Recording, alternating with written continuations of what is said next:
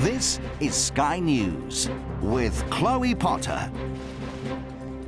Good morning. The hunt for al-Qaeda leader Osama bin Laden is finally over.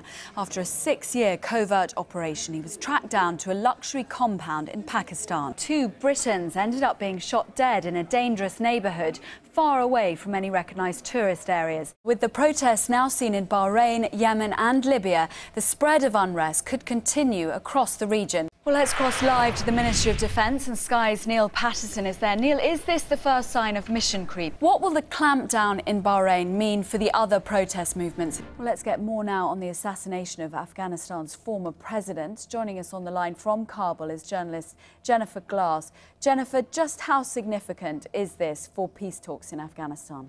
British military officers are being sent to Libya to advise rebels who are fighting to bring down Colonel Gaddafi's regime.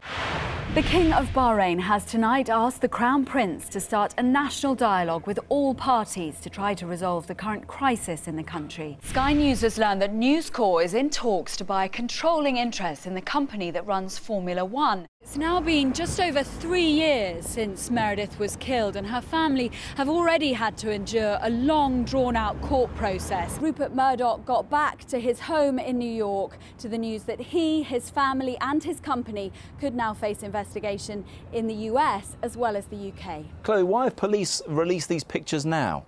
Well, Matt, we all remember those striking images of Charles and Camilla caught up in the demonstrations. David Chater didn't just own the flat in this block, he'd even paid the mortgage off. When he was first challenged, he blamed an error in his accounting procedures.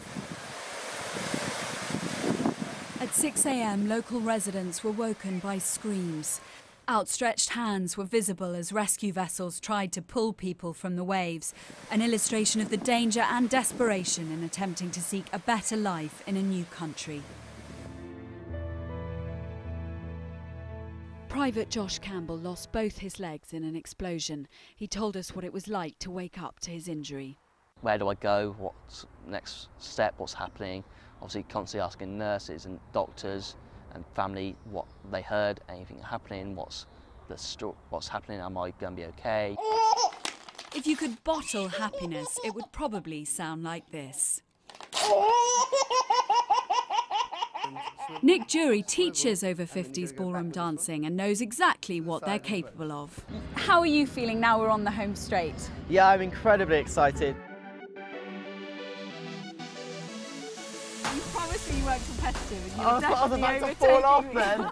Today's business headlines. Evening, Chloe. Evening, Darshini. Thank you. Britain's biggest coal producer has admitted it has deep-rooted problems after another set of big losses. Combining the rock with the 600 Lloyds branches that have to be sold by order of the European Commission would create a business with at least 8% of the UK savings market. The updated model ditches some of the curves, as you can see, and is going for a more sporty look, apparently to appeal to men. And onto the markets for you, which saw heavy falls yesterday after a leading ratings agency downgraded America's economic outlook. The FTSE managed to recover about a fifth of Monday's drop. Well, you can keep up to date with the show throughout the day on our Twitter account, Jeff Randall Live.